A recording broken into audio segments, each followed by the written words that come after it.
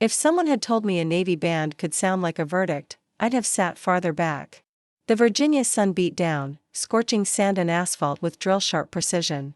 Vivian Sinclair barely registered the heat. Her designer heels sank into the grass of the field behind the base, but she didn't move. She couldn't, not after what she'd just witnessed. Lines of newly minted Navy SEALs stood at attention, stoic and sunburned, eyes fixed ahead while cameras flashed and families applauded. Vivian's gaze, though, held on one woman alone. Front row, third from the right, Riley. Her ex-wife. Hooray. The same short-cropped hair. The same impossible posture. Upright, proud, almost defiant. A storm surged in Vivian's chest. She hadn't seen Riley in nearly 3 years. Not since the divorce papers had been signed with shaking hands and lips that had just stopped kissing. Riley had walked away from everything. The money, Watch Hill House, the designer clothes, the curated socialite life, and enlisted. Vivian had watched from a distance as the woman she still loved disappeared into a world of combat boots and silence. Now here she was, wearing the uniform that swallowed her body, but couldn't hide her strength. Vivian's fingers clenched the small clutch she was holding. And then it got worse. Ree turned slightly, laughed, and standing beside her, gripping her arm with unmistakable intimacy, was another woman, a civilian, short black hair, sharp jawline, tall, impossibly tailored navy suit. And for one terrifying, surreal moment, Vivian thought she was looking at herself. The resemblance was uncanny. It wasn't just the hair and the suit. It was the way the woman stood close to Riley. The way Riley looked at her, Vivian's heart dropped. Hey, if you're enjoying this story, go ahead and drop a like to help us grow even more. And let me know in the comments. On a scale from 0 to 10, what score would you give this story so far?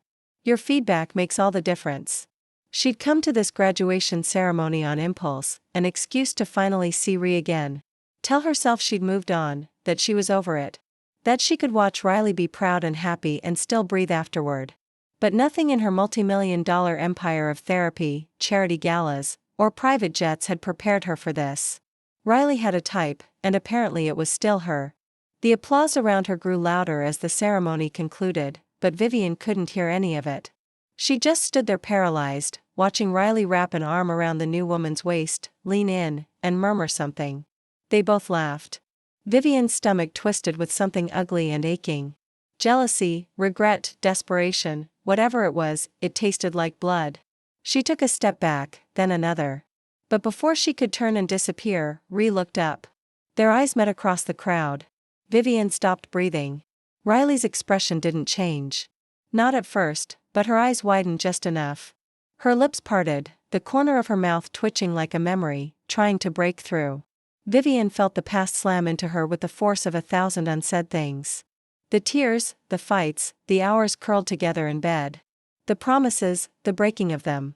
Riley said something to the woman beside her, then started walking toward her.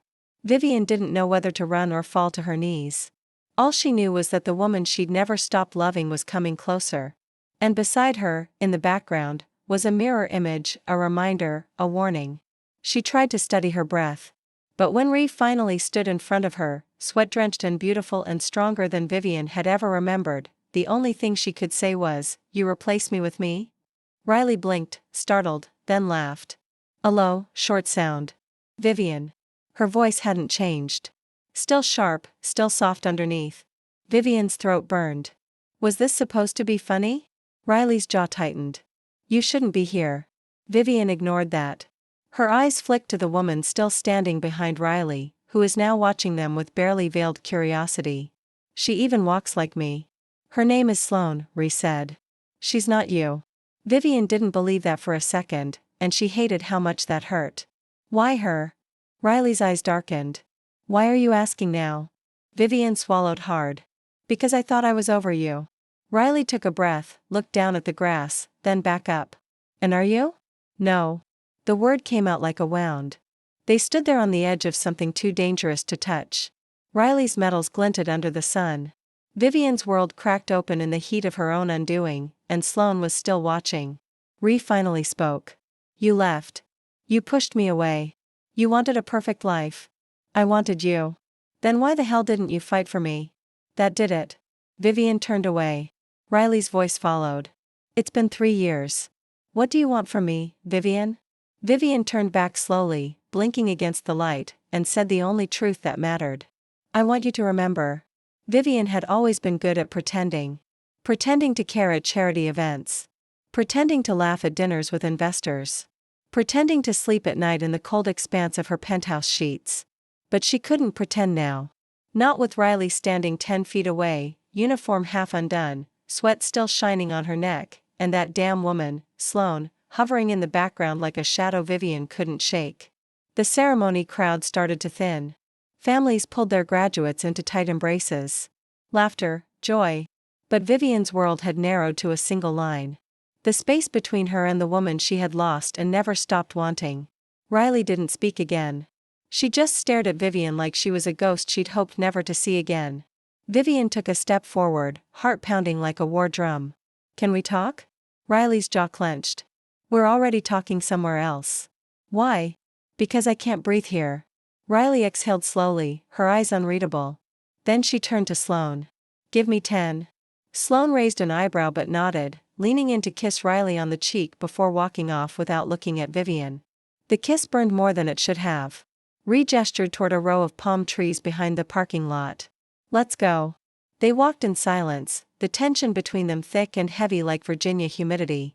When they stopped, Ree crossed her arms and leaned back against a tree. Vivian stayed standing, always posing. So Ree asked, What is this, Vivian? You fly all the way down here in couture just to get a front row seat to my life. Vivian flinched. I didn't know she'd be here, but you knew I would. I had to see you. Ree gave a sharp laugh. Why now? Vivian hesitated. Because I kept thinking the feelings would go away, but they didn't. And then when I heard you'd finished training, I don't know. I had to see you just once. Ree looked away. You divorced me. You left because you told me to because you signed the papers. Because you couldn't stand the idea of not controlling everything. Vivian felt the tears rising, but shoved them down. That's not fair, isn't it? Riley's voice cracked. Do you know how it felt to come home to a stranger in our house every week? Another therapist, another nutritionist, another PR consultant. Like loving me wasn't enough. You think I didn't love you? Vivian stepped closer, her voice shaking. I built everything for you. The life, the security. I wanted you to never worry again. I didn't want security. I wanted you to fight for me. You left me for the military, Riley. For a war I couldn't follow you into. Riley's eyes softened for a brief moment. I left because I didn't know who I was anymore. You turned our life into a museum. I was just one of the exhibits. The words hit hard. Vivian blinked fast. Then, why does she look like me? Ree didn't answer at first, then quietly she doesn't. You just see what you want to see. Vivian's voice was a whisper. Does she touch you like I did? Ree looked up sharply. Don't. Do you think about me? Stop it. Do you miss me? Riley's lips parted, but she said nothing. That silence was louder than anything. Vivian closed the space between them. Inches away now. She could smell the salt of sweat on Riley's skin, the heat rising from her body, the pulse in her neck. I never stopped loving you, she said. Riley closed her eyes. Vivian, tell me you don't still feel it. Riley's hands balled into fists. It doesn't matter. It does to me. You can't come back here after 3 years. And Riley's voice broke. I built a new life with a woman who looks like your ex-wife. Riley opened her eyes full of fury and heartbreak. Because I've been trying to forget you and nothing works. The confession was raw. Vivian's breath caught. They stared at each other. Too close, too much. Ree looked like she was about to kiss her or slap her, or both. Vivian didn't care. Her hand reached out, gently brushing Riley's collarbone, fingertips tracing a path that had once been hers to own. Ree didn't stop her, but she didn't pull her closer either. I can't do this, Ree whispered. I'm with someone else. Do you love her? Vivian asked. Ree hesitated. She makes it easier. That's not love. It's survival. And what we had, Ree looked down. What we had was fire. And I got tired of burning. Vivian felt like she was drowning. Riley pushed off the tree and stepped away. The distance was small, but it felt like a mile.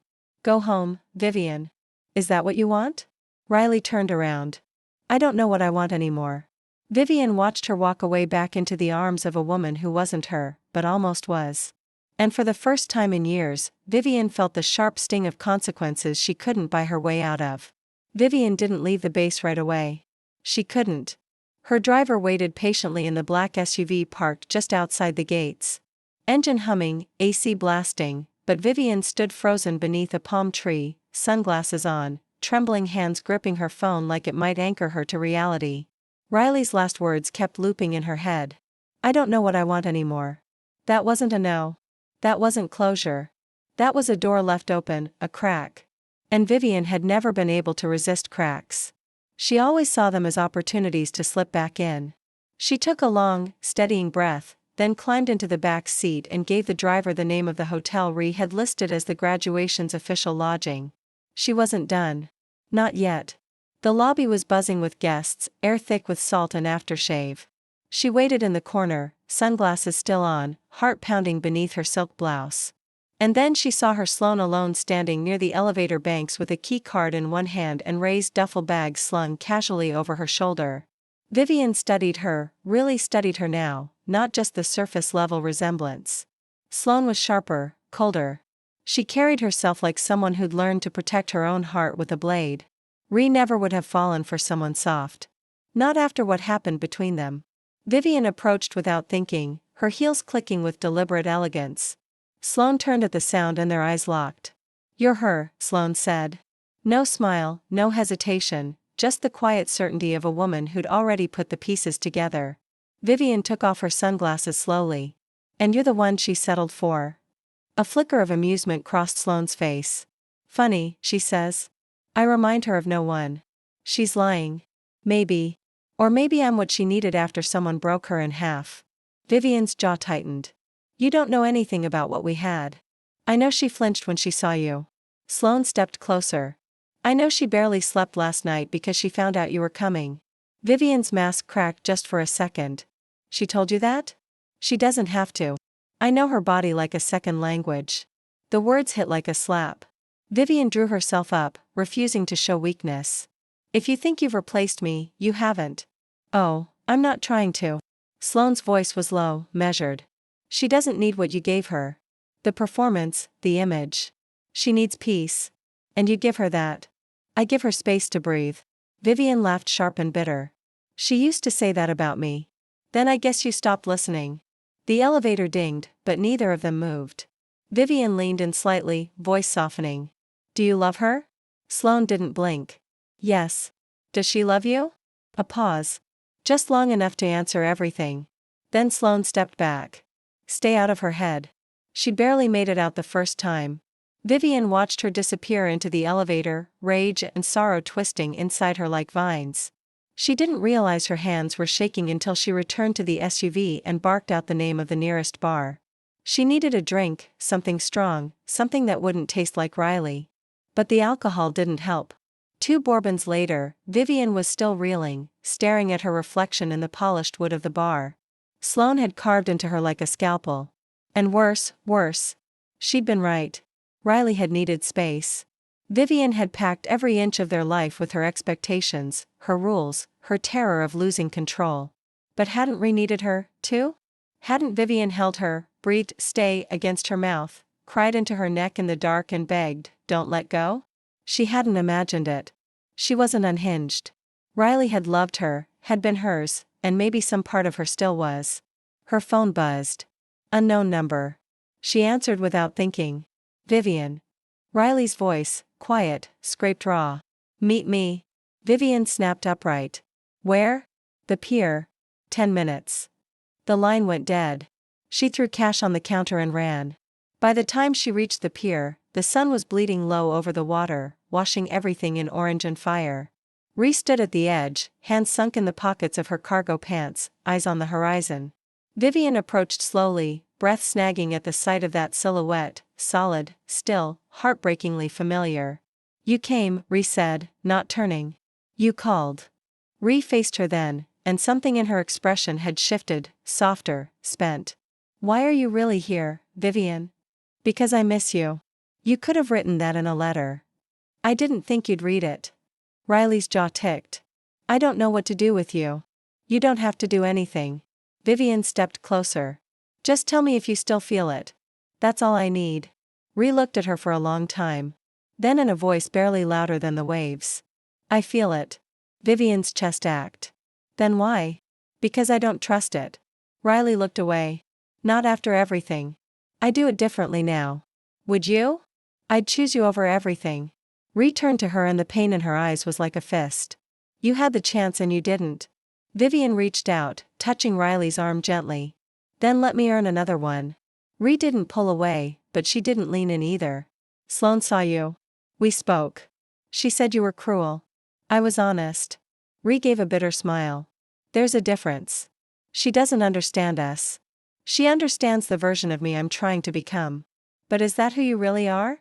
Ree didn't answer. Vivian moved closer until there was nothing between them but breath. Let me remind you. Riley closed her eyes. I'm afraid if I let you in again, I won't survive losing you a second time. Vivian's voice trembled. Then don't lose me. And just like that, Riley kissed her. The kiss was nothing like Vivian remembered, and yet somehow exactly the same. It started hesitant, unsure. But then Riley's hand found her waist, and everything unraveled. The tension between them didn't dissolve. It detonated.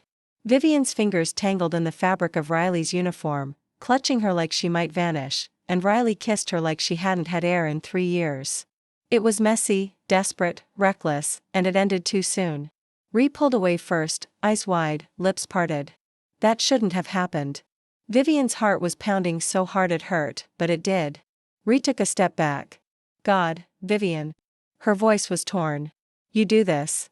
You walk in, tear everything open, and expect me to pretend it's not bleeding. You kiss me back. That doesn't mean I should have, but it means you wanted to. Riley responded. The silence screamed for her. Vivian swallowed, eyes burning. You still love me. Ree laughed bitterly. Love isn't the problem. It never was. Then what is trust? Time damage. We can fix it. Riley shook her head. You don't just sew up wounds like ours. Then let me try. Vivian, please. Ree stared at her, emotions crashing in her expression.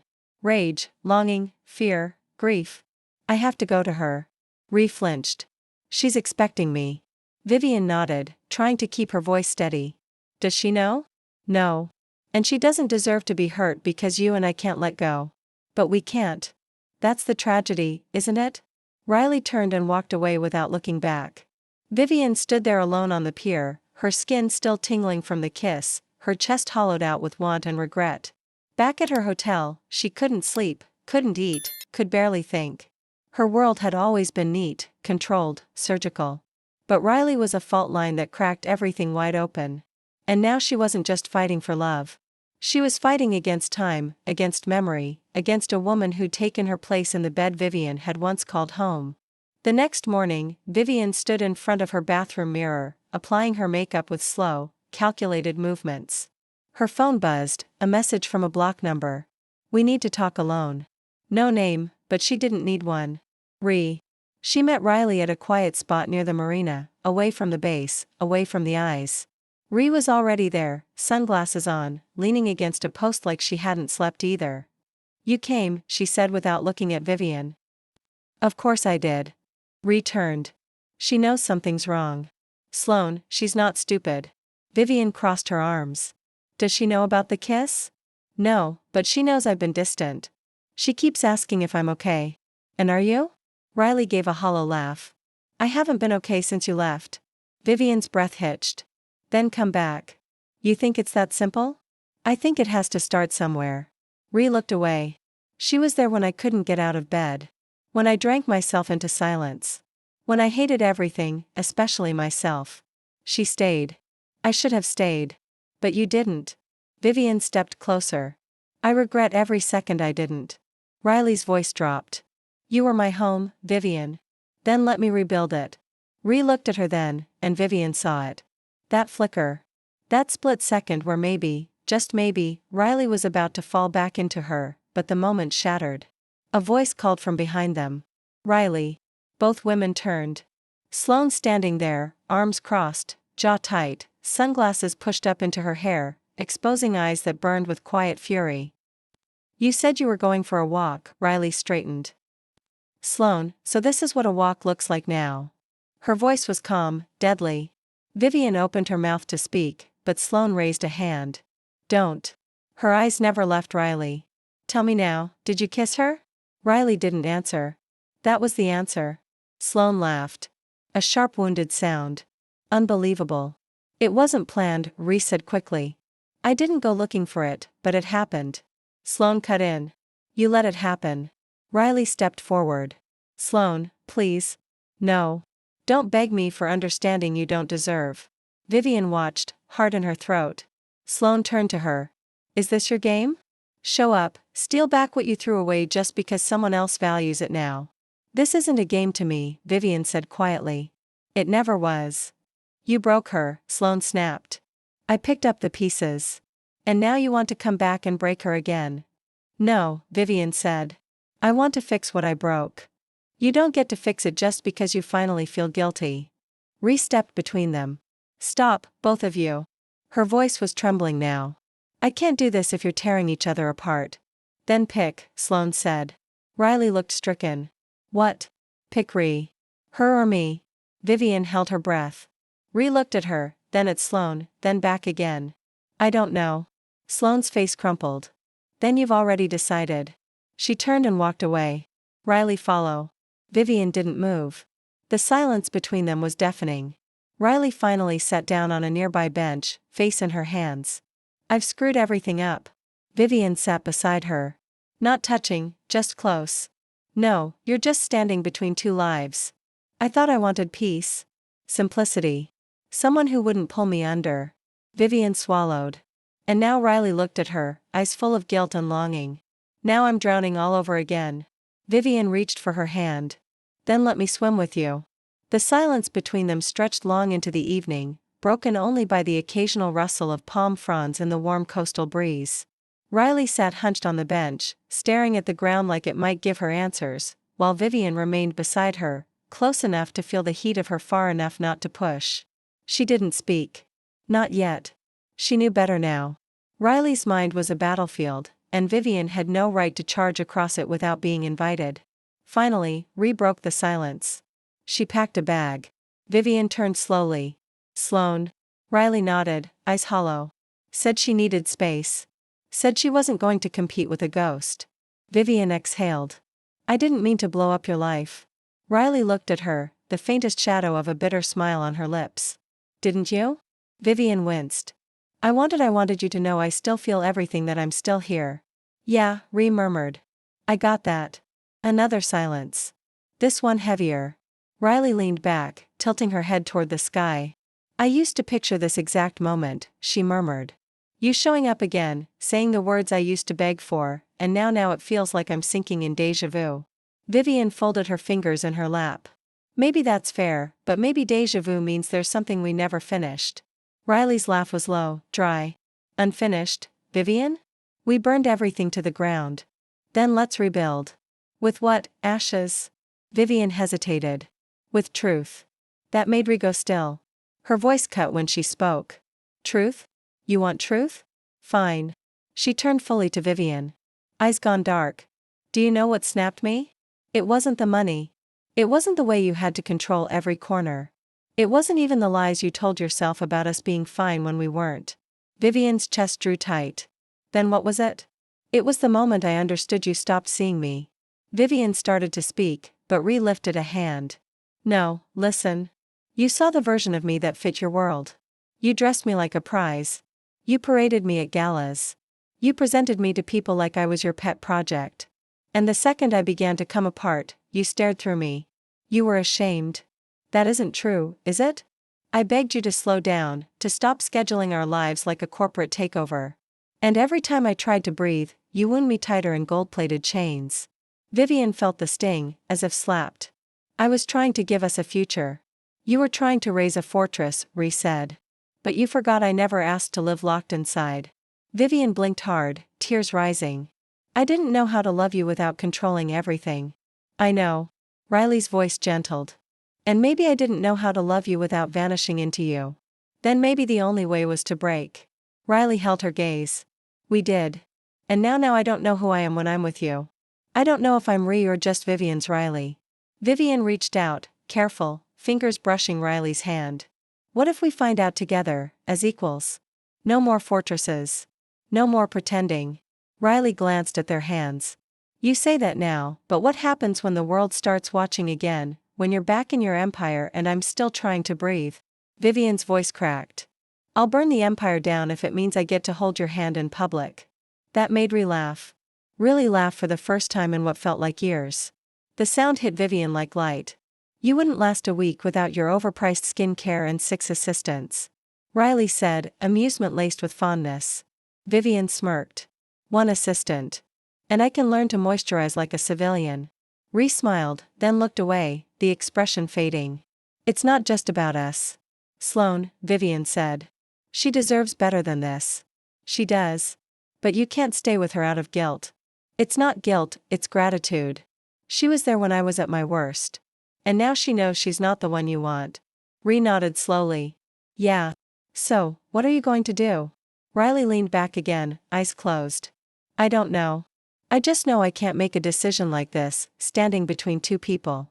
Vivian waited. Then come away with me. Ree turned. What? Not forever. Just for a week. You and me. No pressure, no decisions, no expectations, just space like you said you needed. Riley's brow furrowed. Where? Vivian smiled. Anywhere you pick. Mountains, ocean, middle of nowhere. As long as you're there. This feels insane. It is, but it's also honest. Riley hesitated. I'll think about it. That's all I ask. She stood then, and so did Vivian. For a moment, they just looked at each other. 2 women who had broken each other, healed separately, and now stood at the edge of something terrifyingly new. Ree touched Vivian's arm. For what it's worth, I don't regret the kiss. Vivian's breath caught. Neither do I. Riley nodded, stepped back, and walked away. And Vivian, for the first time in years, let her go. Not in defeat, but in hope. 3 days passed before Ree texted. Just coordinates, no words, no explanation, just a pin on a map that led Vivian to a remote cabin nestled deep in the Great Smoky Mountains. No signal, no traffic, no paparazzi, just trees and wind and silence.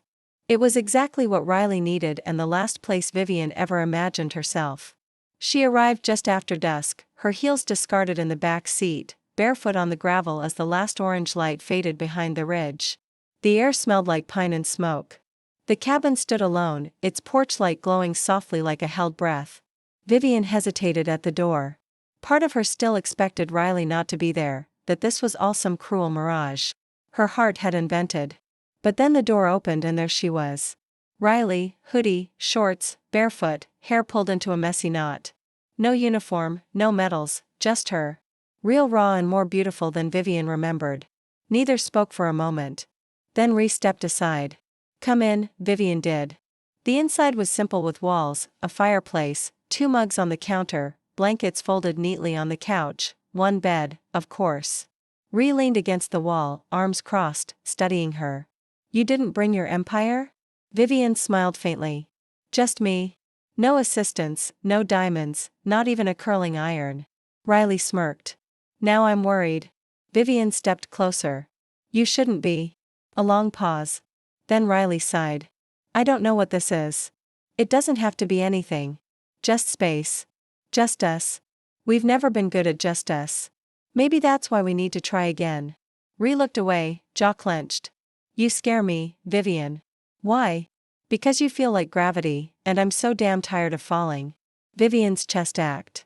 Then maybe let me fall with you this time. Riley didn't answer, but she didn't walk away either. That night, they didn't touch. They sat on the couch with tea in silence. Riley read. Vivian stared at the fire. At one point, their hands touched on the armrest, and neither pulled away. The next morning, Vivian woke to the sound of Riley chopping wood outside. She stood at the window watching her ex-wife, muscles flexing, jaw set, completely unaware of the way Vivian still craved her. Not just physically, but soul deep. She made breakfast. Ree came in sweating, hair sticking to her neck. Vivian handed her coffee, their fingers brushed, a heartbeat too long. Thanks, Riley said. For the coffee? For coming? Vivian nodded, suddenly shy. I didn't think you would ask. I didn't think you would come. Another silence, but this one felt different. Warmer. That night, the storm came. Rain slammed against the roof. Thunder echoing through the mountains. The power flickered once, then died. Riley lit candles. Vivian stood barefoot on the wood floor, arms wrapped around herself. "This is oddly romantic," she said. Ree raised an eyebrow. "You cold a little?" Ree grabbed a blanket from the couch and wrapped it around her shoulders. Her hands stayed there just a second too long. Vivian looked up. "This feels dangerous." Riley's voice was low. "Everything about you feels dangerous." "Then why am I here?" "Because I'm tired of pretending I don't want you." Vivian's breath caught. She reached up slowly, fingers grazing Riley's cheek. Then stopped pretending and re-kissed her. This time there was no hesitation, no doubt, just heat. Vivian melted into it, into Riley, into the feel of hands gripping her waist, of mouths rediscovering territory they'd never truly forgotten. The kiss deepened, grew hungry, desperate. They stumbled toward the couch, pulling each other down. Ree hovered above her, eyes dark, lips swollen. "Tell me to stop." "Never."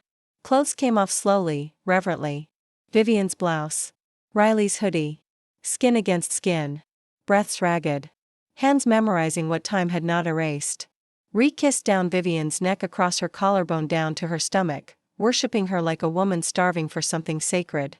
Vivian gasped, arched, tangled her fingers in Riley's hair.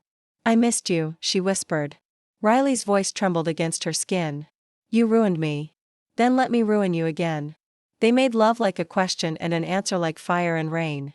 Like a promise they hadn't dared to speak. When it was over, Riley tangled in Vivian's arms, her cheek pressed to her shoulder, their legs intertwined beneath the blanket. "What happens now?" she whispered. Vivian kissed the top of her head. "Now we rest, and tomorrow we decide." Riley reply, but her hand found Vivian's and she held it tight. Outside, the storm passed. Inside, something fragile and furious and real took root. The morning sun filtered through the thin linen curtains, soft and golden, warming the wood paneled room with a gentle glow. Vivian stirred slowly, blinking awake to the unfamiliar quiet, the kind of silence only nature could offer. No sirens, no distant traffic, no hum of staff or phone buzzing with calendar alerts, just bird song and breath. Riley's breath. Vivian turned her head and found Riley still asleep beside her. One arm draped over Vivian's waist, face relaxed in a way she hadn't seen in years. It was terrifying how natural it felt, like slipping back into a dream she didn't want to wake up from. She reached up and brushed a strand of hair from Riley's cheek. Re-stirred, exhaled, and opened her eyes slowly. "Morning," Vivian whispered. Re-blinked once, twice, then murmured. "You're still here. I said I would be."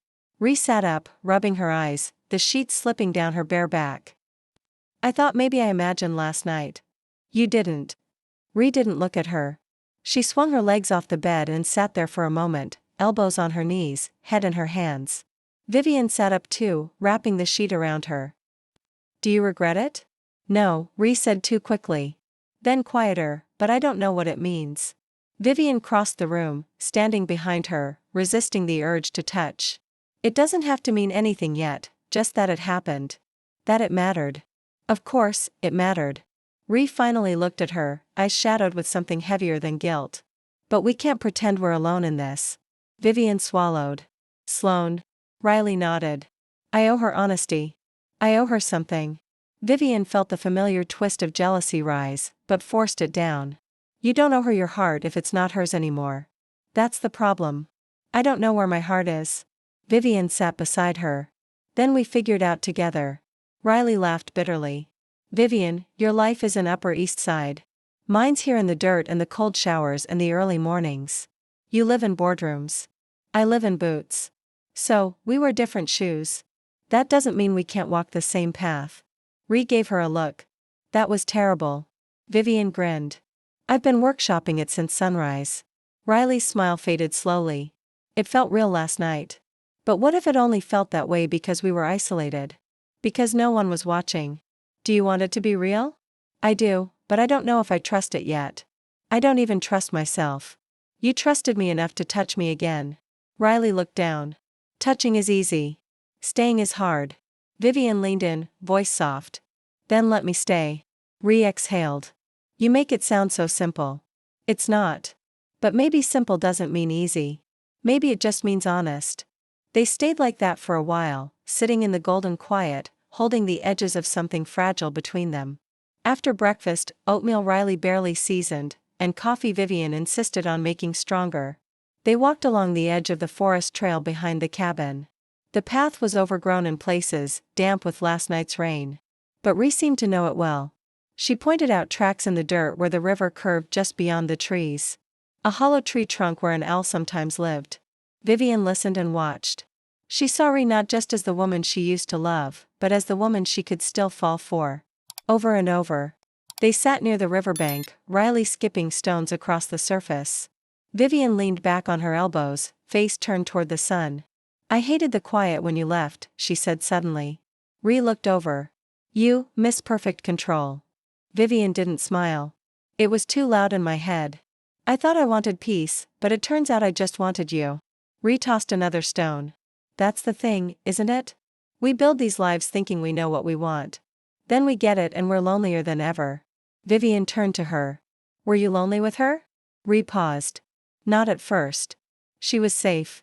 Steady. She didn't ask too much. Didn't push too hard. But she didn't set you on fire. Riley met her gaze. No, she didn't. Vivian reached for her hand, intertwining their fingers. You once told me I burned too hot. You still do. But maybe now you're strong enough to handle it. Ree looked down at their hands. Or maybe I've learned to let the fire warm me instead of destroy me. Vivian's voice dropped. Then let me be the one who keeps you warm. Riley pulled away, but her silence was loud. That night they cooked dinner together. Bad pasta, burnt garlic bread, Riley's terrible attempt at a salad. They laughed. They touched. They danced barefoot in the kitchen when Vivian found an old radio and tuned it to a jazz station. And when they kissed again, it was slower, deeper, sadder, because they both knew time was ticking. They couldn't stay here forever. The cabin was a pause, not a life. On the third morning, Ree sat on the porch while Vivian packed. Her car was loaded. Her phone had signal again. And somewhere out there, life was waiting. I'll go back, Vivian said. Give you space. Let you think. Ree nodded, her voice tight. Okay. But I meant what I said. I want this. US. No matter how hard. Ree stood, walked to her, kissed her gently. You have no idea how hard it's going to be. I'm not afraid of hard anymore. Riley say goodbye. Vivian didn't either. They just stood there, forehead to forehead, breathing the same air like they still belonged to each other. And then Vivian drove away, watching Riley disappear in the rearview mirror, heart full of questions and hope. Vivian returned to Upper East Side and stepped straight into a hurricane. Her driver barely had time to open the door before flashes of paparazzi cameras ignited like a minefield.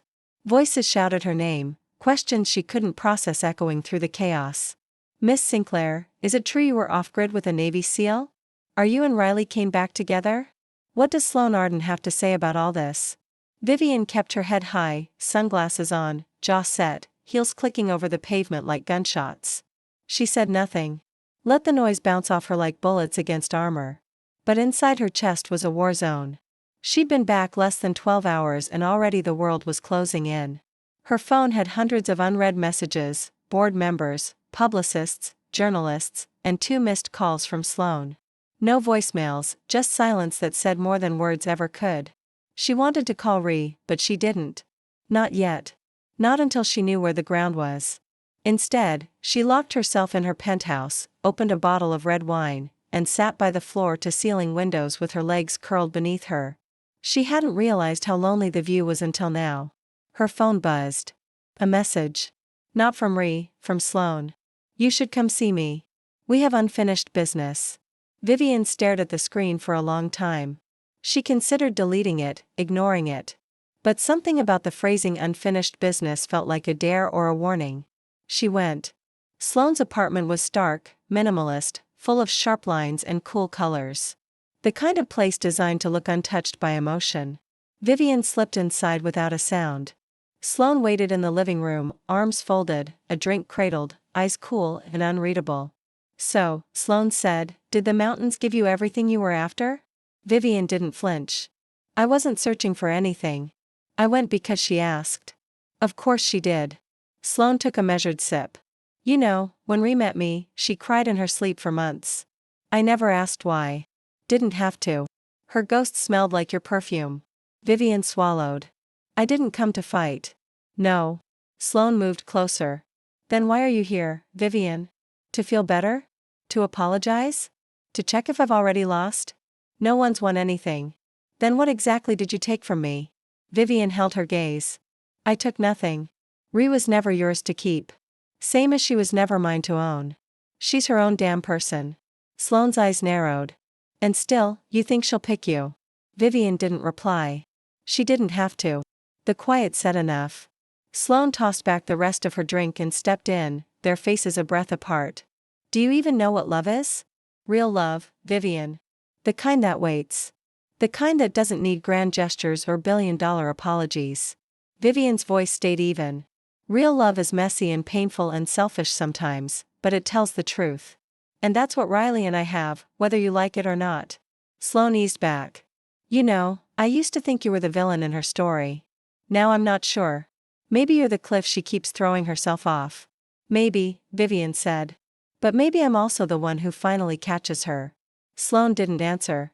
Just walked to the door and opened it. Goodbye, Vivian. Vivian walked out without another word. Later that night, she stood on her balcony, phone in hand, debating. She'd promised to give Ree space, but space was running out. The story had already leaked. Someone had seen them, speculated. The headlines were everywhere. Aries and hero rekindle flame. Vivian Sinclair disappears with ex-wife returns without explanation. Ree was going to see it. And Vivian didn't know how she'd react. So she texted, I'm here. Whatever you need. I won't speak to the press. I won't move until you tell me where you stand. No response. 2 days passed. Then 3. Vivian went to work, sat through meetings, smiled at fundraisers, but inside she was unraveling. And then on the 4th night, her intercom buzzed. She pressed the button. Yes. A voice. Hello. Familiar. It's me, Ree. Vivian buzzed her in. Her hands were shaking by the time the elevator opened. Riley stepped out wearing jeans and a worn leather jacket, hair windblown, eyes dark. Vivian didn't move. You came. I saw the headlines. I didn't say anything. I swear. I know. Riley looked tired. Sloan did. Vivian blinked. What? She called. A reporter. Said it was better for the world to know than to let it rot in silence. Vivian's stomach turned. Why would she? Because she was hurt and she wanted someone to hurt back. I never wanted this to get ugly. Riley stepped forward. It always gets ugly when you mix love and pride. Vivian's voice cracked. Do you hate me now? No. Riley's voice was soft. But I don't know if I trust you yet. Vivian swallowed. Then don't trust me. Just feel me. Whatever we have, let it be real. Even if it's messy. Riley exhaled. This is a lot. Vivian. My phone hasn't stopped ringing. My commanding officer pulled me into a meeting. My team is asking questions. I'm under review for potential reputational risk. I'll make a statement. I'll protect you. That's not the point. Ree shook her head. The point is, you don't get to come back into my life and set fire to everything unless you're staying to rebuild it with me. Vivian stepped closer, her eyes full of quiet fire. Then give me the blueprint. I'm not going anywhere. Riley searched her face for a long time. Then finally, whispered. Then let's start over. No secrets, no lies. Vivian's throat tightened. No running. Not unless we run towards something this time. Like what? Ree took her hand. Like a future we actually build together. And somewhere deep beneath the wreckage of everything they'd broken, something new began to grow. Vivian had never felt so exposed. Not even during her parents' messy public divorce. Not during her rise through the boardrooms of Sinclair and Company. Not even the time the tabloids falsely accused her of sleeping with a married senator. Nothing compared to this. This being the quiet war of hearts she was fighting out in the open now. Loving Ree was like walking barefoot across glass. Every step forward was a risk. Every breath could be the one that shattered it all. But still she walked. Still she breathed. Because this time Riley was beside her. Not always visibly. Not with arms wrapped around her in public just yet, but in texts, in quiet late-night calls, in whispered promises and one-word messages that said everything. Here, thinking of you, still choosing this. After Riley left her apartment that night, she returned to her temporary base housing alone. She said she needed time to clean up the mess professionally, emotionally, even logistically. Vivian hadn't argued. She had simply nodded and said the 5 words that repeated in her head for days afterward. "I'll wait as long as it takes" was implied. Found herself looking for Vivian in everything in the shape of morning light on her bunk. In the silence between missions, in the dull ache in her chest when she checked her phone and didn't see a message, then the rush when one finally arrived. They weren't official yet. Whatever this was, it was still forming, but it was no longer in hiding. Vivian's PR team begged her to issue a statement denying everything. Say it was a misunderstanding. Her head of media had urged. Say she was a friend. Vivian had stared at him and said simply, "She's not a friend. She's my ex-wife. And if I'm lucky, she'll be my future again, too." That quote made headlines before the team even had a chance to soften it. Riley saw it on her way out of training. One of her team members handed her a phone wide-eyed. "Damn, your girl's serious." Just stared at the screen.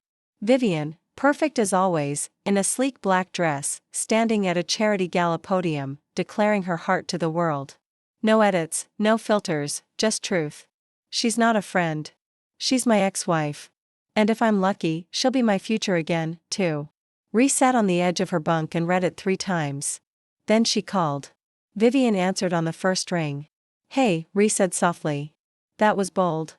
So, was kissing you after 3 years of silence?" Vivian replied. "Figured I might as well stay consistent. You didn't have to say that to the press." "I know," a pause, "but I wanted to. You know what this means for me, right?" "I do. They're going to put me under a microscope." "Then let them." Vivian's voice dropped. "I won't let them turn this into a scandal. Not without fighting back." Riley was quiet for a moment. "Then there's a fundraiser next weekend. Military families. It's public. Press will be there." "I know. I saw the invite list. You were invited. I'm one of the donors." "Of course you are." Another pause. "If I asked you to come with me, not just as a donor, as your date, as whatever we are, then I'd say yes 1,000 times." Vivian could hear Riley's exhale through the phone. "Okay, then let's show them." That night, Vivian chose a navy blue gown that felt like armor. She arrived ahead of schedule, hands steady, a measured smile in place. When Riley entered in her dress uniform, metals catching the light, the room hushed, not only at her presence, but at her path straight to Vivian, where she stopped. "Hi," said softly. Vivian's smile edged wider. "You look like a national threat. You look like a heart attack in heels. Are you ready?" "I'm terrified." "Me, too." Offered her arm. Vivian took it, and together they moved into the tide of flashing cameras. The evening blurred, handshakes, courteous smiles, and the unmistakable, curious glances from strangers. Vivian didn't care. She watched Riley glow as she greeted other service women.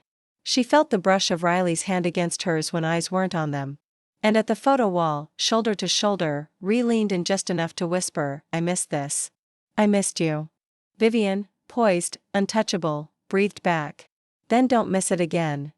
That image, Riley in uniform, Vivian in satin, their bodies inclined by the slightest degree, went viral within minutes. Not for scandal, but for the look in their eyes, the one that said, "We're trying. We're real. We still matter." Later, in Vivian's penthouse, they stood once more at the windows. Riley slipped off her shoes. Vivian slid down the zipper of her dress. "How was it?" Vivian asked. "Exhausting," answered. "But also right." Vivian turned. "So what are we?" Stepped closer. "Something new. Still complicated. Always, but real." Kissed her fully. And there were no disguises, no flight, no masks, just 2 women trying again, this time in the open. The backlash landed faster than either expected. By sunrise, the fundraiser photo, Vivian in sapphire satin, Riley in full dress uniform, standing a shade too close, eyes a shade too soft, was everywhere. The first headlines were mild. Sinclair and Company. Aries attends military gala with ex-wife. Vivian Sinclair and Navy SEAL Riley Kane reunite publicly. And then the tone shifted. Fraudization or favoritism? SEAL seen with billionaire ex. Is Riley Kane's career in danger after gala goes viral? By noon, Riley's commanding officer had scheduled a meeting. By 4, she was being pulled from active field assignments pending internal review. And by dinner time, her face was on screens across the country being dissected by pundits who didn't know her name last week. Vivian was furious, not because of the attention. She was used to that, but because Riley had warned her, had told her this could happen. And Vivian, in her optimism or arrogance, or both, had believed her power could protect them. It couldn't. Riley called late that night. Her voice was flat. "They're suspending me from deployment eligibility until further notice." Vivian sat down slowly. "For what? For being seen with someone you were married to? For compromising the integrity of the chain of command? For bringing unwanted media attention to a classified unit? For existing? I'll hire a lawyer. Vivian, I'll buy out every outlet running these stories." "Stop." Riley's voice cracked. "You can't fix this with money. Then let me fix it with truth. With loyalty, with what? Grand speeches. Headlines about how brave and in love we are." Vivian closed her eyes. "That's not fair, isn't it? You get applauded for your vulnerability. I get threatened with discharge." Vivian's stomach twisted. "I didn't think it would be this bad." "You didn't have to." Riley exhaled. "You get to be proud. I get to be punished." Silence filled the space between them. Not cold, not angry, just exhausted. Finally, Vivian whispered, "Do you regret it?" "No, but I regret not preparing for the cost." Vivian stood, pacing the length of her penthouse. "Then let's fight back." "Fight who?" "The entire military-industrial complex. If that's what it takes." Ree gave a bitter laugh. "Of course you'd say that. You've never lost anything you couldn't buy back." Vivian stopped walking. "That's not true, isn't it? I lost you." Riley's breath caught and then softer. "Vivian, let me do something. Anything. I need time." "Time to what?" "To decide if this is worth losing the life I built." The words hit like ice water. Vivian didn't reply. Riley continued. Voice hoarse. "I want to be with you. I do. But this isn't just about love anymore. This is about everything else. My team, my identity, my future, and I don't know if I can give all that up again." Vivian felt something inside her start to crack. "Are you saying you want to stop?" "I'm saying I don't know if I can keep going." Vivian turned to the window, blinking fast. "You asked me to stay, to not run, and I haven't, not once." "I know. So don't ask me to let go now." Riley's voice was a whisper. "Then tell me what to do. Come over right now. Look me in the eye and say, this isn't worth it." Silence. "Then I'll be there in 20. Vivian stood frozen in place, heart hammering, unable to tell if she was bracing for salvation or devastation. Riley arrived soaked from the rain, no umbrella, hair clinging to her jaw, eyes unreadable. Vivian opened the door without a word. They stared at each other for a long moment. Then Riley stepped inside. "You look like a mess," Vivian said, voice soft. Ree smirked, but it didn't reach her eyes. "That's about right." Vivian took her coat, hands lingering. "Talk to me." Ree stepped back. "I don't know who I am when the world sees me through your spotlight." "Then let's find out together." Riley's shoulders dropped. "You say that like it's easy." "It's not, but I'd rather fight for us in the open than lie about it in the dark." Ree finally looked at her. Really looked. "You still love me." "I never stopped. Even when I left." "Even then," Ree swallowed hard. "I don't want to choose between who I am and who I love." Vivian moved closer. "Then don't. We'll build a world where you don't have to." Riley exhaled, shaking. "Do you know how terrifying it is to need you this much?" Vivian's voice cracked. "Yeah, because I need you the same way." And then Ree kissed her. Not like before. Not desperate or hungry or afraid, but slow, intentional, like planting a flag in the ground. Like saying, "I'm here. I choose this." When they pulled apart, Vivian whispered, "Are we okay?" Riley nodded. "Not yet, but we will be." They curled up together on the couch, wrapped in a blanket, the city blinking below them. And for the first time in weeks, the silence felt safe. Vivian had never imagined what normal with Riley could look like, had never allowed herself to. Their relationship had always existed in extremes. Luxurious highs, devastating lows, stolen moments wrapped in gold or buried in silence. But now, for the first time, they were learning what it meant to simply exist together, to share space, to breathe in the same room without crisis or climax. It started slowly. Riley stayed in the penthouse for a few nights. Then she brought a duffel bag. Then a second. Then Vivian made room in her closet without being asked. There were no declarations, no lines drawn in glittering sand, just a toothbrush next to hers. A mug Riley insisted on using.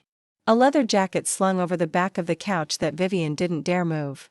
They ordered takeout and watched bad action movies. Ree cooked breakfast once horribly and Vivian ate every bite. Ree fell asleep on the couch with her head in Vivian's lap. Vivian fell asleep against Riley's chest when a thunderstorm rolled in and rattled the windows. It was soft, intimate, domestic in a way Vivian never thought she'd want again. But it terrified Riley because this quiet, constant intimacy was what she'd never had the chance to build with Vivian before. Their marriage had been fast, fiery, unsustainable. Now rebuilding from scratch meant facing parts of themselves they'd never confronted. Like the quiet, like compromise, like presence. One evening, Riley stood in the kitchen, watching Vivian move through the space in silk lounge pants and bare feet, talking to someone on speakerphone about a grant proposal. Her voice was calm, confident, magnetic. Riley leaned against the counter, a glass of whiskey in her hand, and realized this is the version of Vivian she never got to meet the first time around. Not the AIS, not the Ice Queen, not the woman who wielded perfection like armor, just Vivian. She couldn't tell if she was falling again or only sinking deeper. After the call, Vivian turned. "You're staring," she said with a small smile. "You're different," Ree murmured. "You've always said that like a threat." "Not tonight." Vivian crossed over and slipped the glass from Riley's hand. "What are you thinking?" Ree studied her. "That I don't know how to be this with you yet, and I'm afraid I'll ruin it." "Then we'll ruin it together." "You're too calm." "I'm terrified," Vivian admitted. "But I want this more than I want to be safe." Ree kissed her, not out of hunger, but with reverence, like an answer to a prayer she hadn't known she'd spoken. But peace never lasted long in their world. Not when Sloan walked back into it. Vivian heard first. Her assistant brought a printed email stamped confidential. She read it twice, then a third time. Ree came in as she was pouring wine and immediately caught the change in her stance. "What is it?" Vivian passed her the page. Riley scanned it. Her shoulders went rigid. "She's filing a complaint."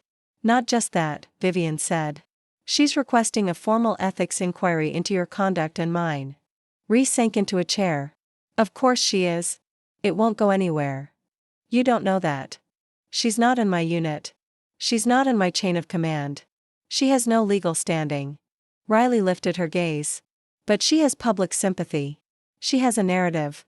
Vivian's voice sharpened. "Then we rewrite the narrative. We go public, full interview, together. No secrets. We tell the truth. Our version, before anyone else defines it." Ree blinked. "You'd do that?" "I'd go on national television in pajamas if it meant protecting you." Riley's mouth twitched. "Please don't wear pajamas." "No promises." A week later, they sat side by side on a studio couch beneath harsh lights. The cameras rolled. The anchor introduced them as the couple who shocked the military and media worlds by choosing love over fear. Riley's hand found Vivian's. And when the questions came, they answered together. "Yes, we were married before. Yes, we separated because we weren't ready, not because we didn't love each other. Yes, we've reconnected and we're building something new. This time with honesty. No, there was no misconduct, no violation of chain of command, just two women trying again." The world didn't explode. The internet did, mostly in support.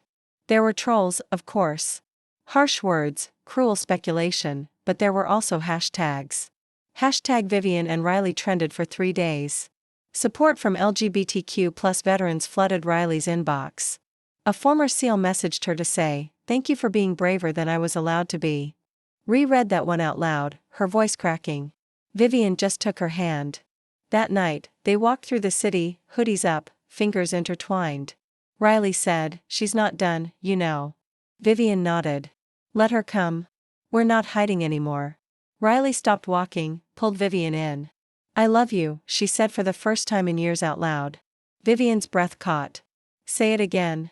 Riley smiled. "I love you." Vivian kissed her there on the sidewalk with the whole world watching or not. It didn't matter anymore. The high after the interview didn't last. For a moment, it had felt like everything was shifting in their favor, like the world had watched them step into the light and for once had chosen to applaud instead of crucify. But the applause faded fast, and what remained was the echo of headlines, of internal reviews, of whispered rumors Ree couldn't quite shake. Vivian noticed at first in Riley's silences, not the comfortable kind, like the ones they shared over coffee or half-read books. These were different, brittle, weighted.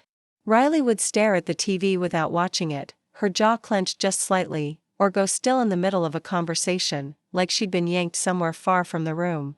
Vivian didn't push at first. She waited. She offered presence, warmth, space. But Riley was retreating one quiet step at a time. And Vivian, who'd learned how to hold her breath during crisis, was starting to choke. One night, after a benefit dinner where Vivian had been honored for funding a new mental health program for veterans, they came home to find Riley unusually tense. She peeled off her dress uniform without speaking and stood by the window in silence. Vivian approached carefully. "You didn't say much tonight." Riley in turn didn't have much to say. "You looked uncomfortable." "I was." Vivian waited.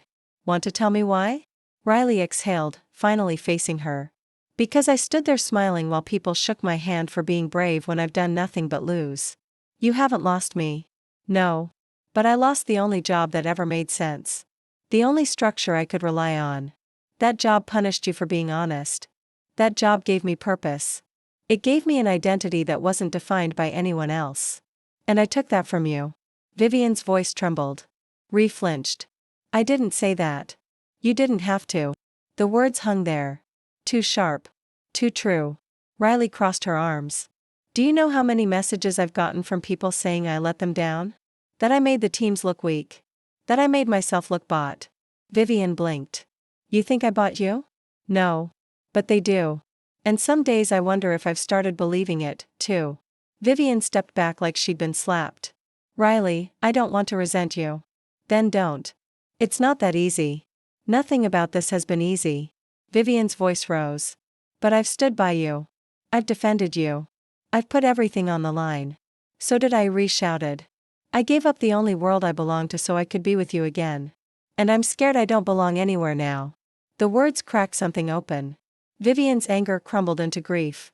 "Then let me be where you belong." Ray sank into a chair, face in her hands.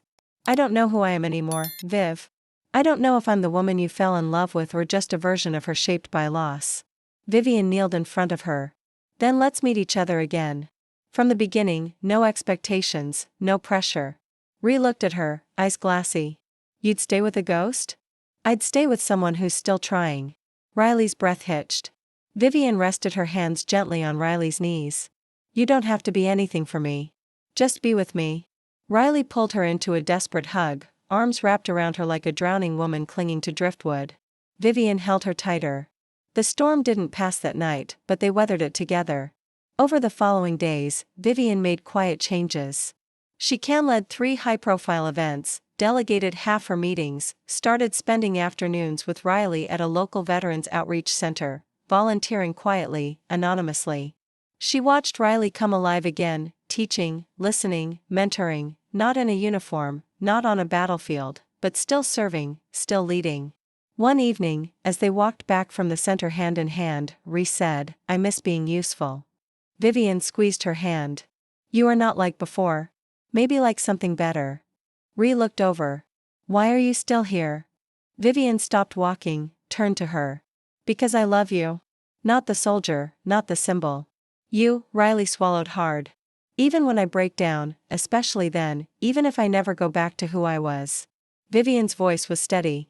"Then I'll fall in love with who you become." That night, Riley didn't just kiss her. She let herself be held.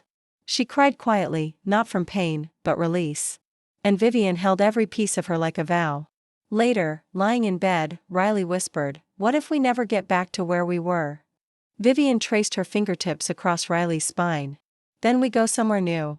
Ree nodded against her shoulder. "I'm scared." Vivian kissed her forehead. "Then be scared. I'll still be here in the morning." And she was.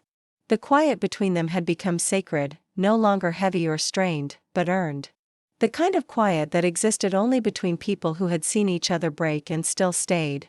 Vivian had grown used to waking up with Riley's arm draped over her waist. To Riley reading on the window ledge with her feet tucked beneath her. To Riley falling asleep mid-sentence during long conversations about nothing and everything. And Ree had grown used to Vivian in slippers, to the sound of her voice softening when she was tired, to the way she stopped in the middle of brushing her hair just to watch Ree in the mirror. This time they were doing it right. No performance, no roles, just them. And then the letter came. It arrived folded, official, and understated. An envelope slipped under the door with Riley's name printed in bold at the center. Vivian found it first. She didn't open it. She left it on the table. Riley came in after her morning run, sweat damp and flushed, kissed Vivian on the cheek and reached for the orange juice before she saw it. Her fingers froze on the glass. "What's that?" Vivian looked up from the paper. "I didn't read it." Reopened it slowly, eyes scanning the page. Her jaw tightened. Vivian stood. "What is it?" Riley handed her the letter. It was a reinstatement offer. A quiet one. Conditional, discreet, no publicity, no comment, just a transfer to a different unit. Overseas, 6 months. "They want you back," Vivian said, eyes scanning the words. "Sort of." Riley's voice was unreadable. "They want to fix the optics." Quietly. Vivian's stomach dropped. "And you?" Ree didn't answer right away. She moved to the window, the city stretching beneath her. Sunlight casting a golden glow across her shoulders. "I miss it," she admitted. "The structure, the fire, the mission." "And me," returned. "You're not a mission." "No, but I'm here." "You've always been here." "That's the problem." Vivian folded her arms. "So go. If that's what you want." Ree blinked. "That's not what I said." "Then what are you saying?" Riley walked over, cupping Vivian's face. "I'm saying I don't know how to choose between two parts of myself." "You don't have to choose, but I won't pretend this wouldn't change everything. It's just 6 months and a world away." Vivian pulled back gently. "I won't ask you to stay, but I also won't pretend it won't hurt like hell if you leave." Riley sat on the edge of the couch, rubbing her hands over her face. "I didn't ask for this." "No, but it's here now." "You think I should stay?" Vivian hesitated. "I think you should do whatever brings you peace. But I won't lie and say I won't be scared every day that you'll come back changed or not at all." Riley looked up. "I'd come back for you." Vivian's voice was barely a whisper. "Would I still be here when you did?" That night, Vivian didn't sleep. Riley sat on the balcony until almost dawn, the city lights flickering like a heartbeat below. In the morning, Ree made coffee badly and poured Vivian a cup before sitting beside her. "I wrote a letter," she said. Vivian looked over. Ree handed her an envelope. Inside was her response to the reinstatement offer. "Can I read it?" Vivian asked. Riley nodded. Vivian unfolded it slowly and then her breath caught. The letter said no. Respectfully, firmly, clearly no. Riley had declined the offer, had thanked them, had said she found her mission elsewhere now in helping veterans adjust and advocating for reform, in building something real, personal, lasting. Vivian looked up speechless. "Why?" Riley smiled softly. "Because I don't want to spend the rest of my life running back into war just to feel like I matter. I matter here with you with this." Vivian exhaled a shaky breath. "Are you sure?" "No." Ree laughed, eyes shining. "But I've never been sure of anything in my life. And I'm still here." Vivian stood and crossed the room, pulling Riley into a slow, deep kiss. "I love you," she whispered. "Enough to stay." Riley answered with another kiss. "Enough to start." That afternoon, Vivian took Riley to see the space she just leased. A small building downtown. Nothing flashy, but perfect. "A non-profit," she said. "Veteran support, outreach, training, whatever you want it to be. You run it. I'll fund it. We'll build it together." Ree looked at the space, then at Vivian. "You did this for me?" "No." Vivian said, "I did this for us." Ree leaned against the doorway, overwhelmed. "What if I fail?" "Then we'll fail forward." Riley laughed through her tears. "You're ridiculous." "But right here." And Ree knew then with absolute certainty that the life they were building, imperfect, messy, beautiful, was worth everything she gave up to claim it. Vivian never believed in forever. Not really. She'd grown up watching powerful people trade love like currency, conditional, transactional, beautiful only from far away. Her parents' marriage had been one long, slow unraveling beneath the flash of magazine covers and champagne toasts. And for a long time, Vivian thought that was all love was something fragile, temporary, a performance. Until Riley Ree, who didn't perform. Ree, who didn't need glitter to be unforgettable. Riley, who saw Vivian not as a symbol but as a woman. And now finally Ree was hers again. Not in some fairy tale way. Not in a ribbon-wrapped diamond-studded fantasy, but in the real raw soul deep kind of way that meant waking up to the same breath, the same body, the same storm every day and choosing it. Vivian sat on the floor of their new nonprofit office as the final coat of paint dried on the walls. Riley stood in the doorway, arms crossed, wearing old jeans and a t-shirt with a tear in the collar. Her hair was messy. Her fingers smudged with blue. She looked like home. "What?" Ree asked, catching Vivian's gaze. "Nothing?" Vivian murmured. "You're just really hard to look away from." Ree smirked. "You're getting soft. I've always been soft for you." Riley walked over, crouched in front of her, eyes full of mischief and something quieter. "I used to think softness was weakness," she whispered. "But you," her voice caught. "You made it safe." Vivian reached out, fingers brushing Riley's cheek. "Come home with me." "Aren't we already home?" "Not yet." Riley stood and helped her up, pulling her into a kiss that was soft, slow, and full of heat just beneath the surface. They left the office in silence, fingers intertwined, hearts pounding. Back at the penthouse, Vivian kicked off her heels at the door, but Riley let go of her hand. Instead, she pulled her gently toward the bedroom. No words, just breath, just the hum of something inevitable. Vivian let Riley undress her slowly, reverently, like unwrapping something sacred. Every button undone felt like shedding a past version of herself. Ree kissed her shoulder, her throat, the space behind her ear. Vivian gasped when Riley whispered, "Let me show you what choosing you feels like." And she did. Every movement between them was careful, honest, unhurried. This wasn't frantic or desperate. This was worship. Vivian traced her fingertips over every scar on Riley's body. Kissed the one just above her rib like it was a place she'd never known before. Riley slid her hands through Vivian's hair, eyes locked to hers like she was memorizing the way desire and devotion could exist in the same breath. They made love like they'd spent years apart. Not trying to reclaim what was lost, but discovering something new, deeper, truer. Afterwards, Riley lay curled against Vivian's chest, their legs tangled under the sheets, the room filled with a kind of silence that didn't need to be broken. Vivian pressed a kiss to Riley's temple. "How long have you wanted this?" Riley smiled into her skin. "Since the first time you looked at me like you didn't care who was watching." Vivian swallowed hard. "I used to care about what people thought, about looking perfect, about being untouchable. And now I care about mornings like this. Skin like this, eyes like yours looking back at me without fear." Riley pulled back enough to look at her. "I've never felt safe like this. Not even before the war." Vivian cupped her face. "You are with me always." Riley blinked fast. "Do you think it's real this time?" Vivian kissed her gently. "It was always real. We just weren't ready." Riley nodded. "We are now." They spent the day in bed, dozing, laughing, touching, talking. At one point, Ree sat up and pulled a notebook from her bag. "What's that?" Vivian asked. Ree opened it. "My blueprint." Vivian smiled slowly. "You kept it." Ree flipped to the first page. A sketch of the nonprofit layout, scribbled mission statements, notes in the margins. "It started with you," she said. "And now it's us." Vivian sat beside her, took a pen, and wrote underneath the last note. "Built on love, reinforced by fire."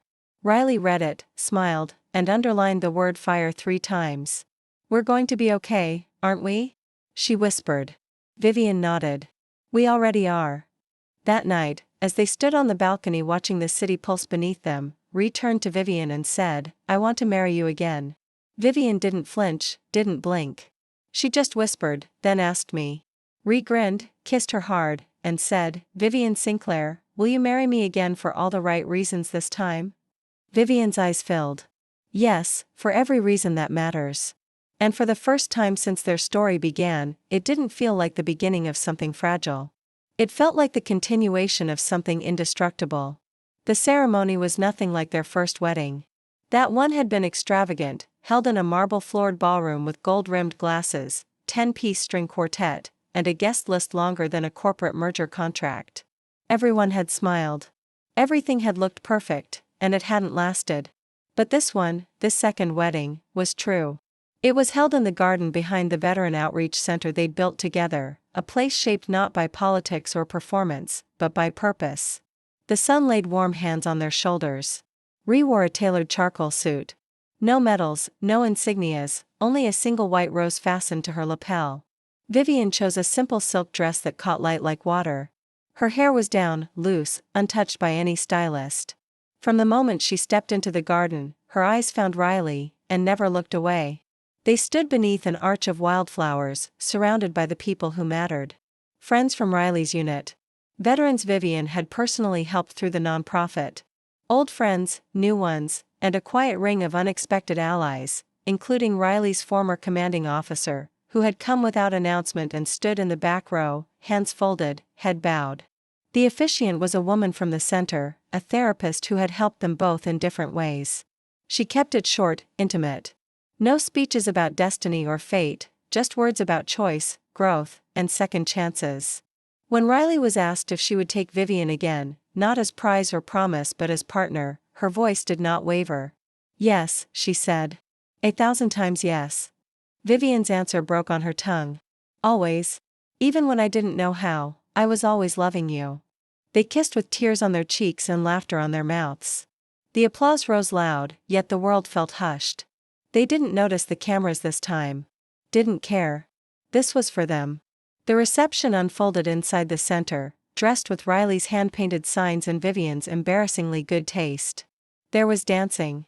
Terrible karaoke.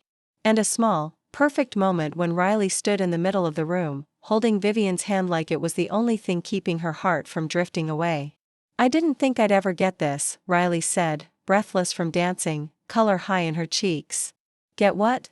Vivian asked.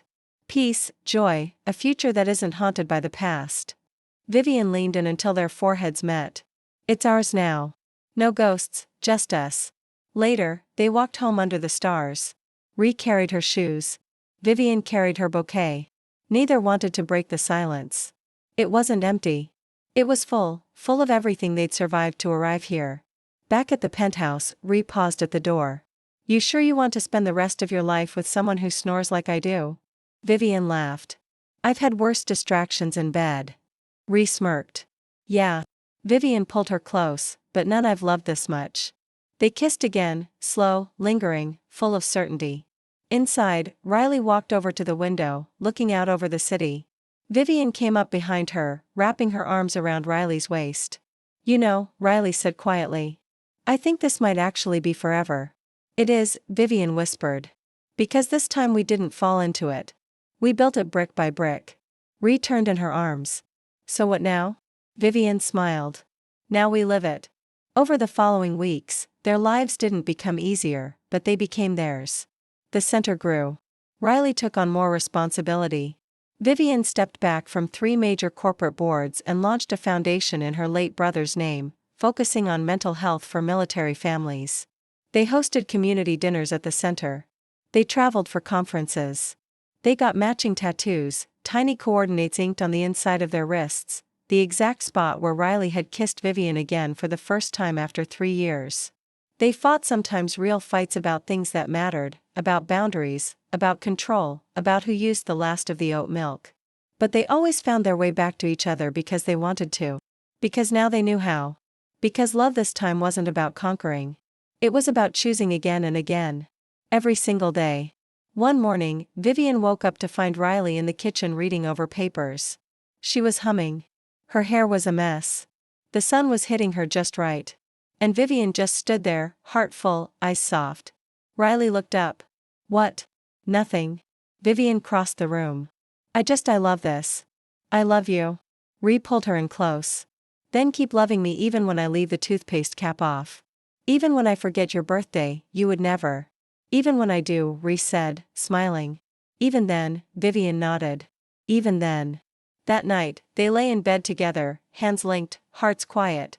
And when the world felt far away, Vivian whispered into Riley's hair. We did it.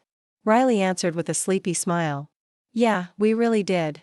And they drifted to sleep knowing they weren't just surviving their love anymore, they were living it. If you enjoyed this content and want to support the channel in a special way, click the thanks button below, the one with the heart and dollar sign. With super thanks, you can send a direct contribution to the channel, which helps me keep making great videos for you.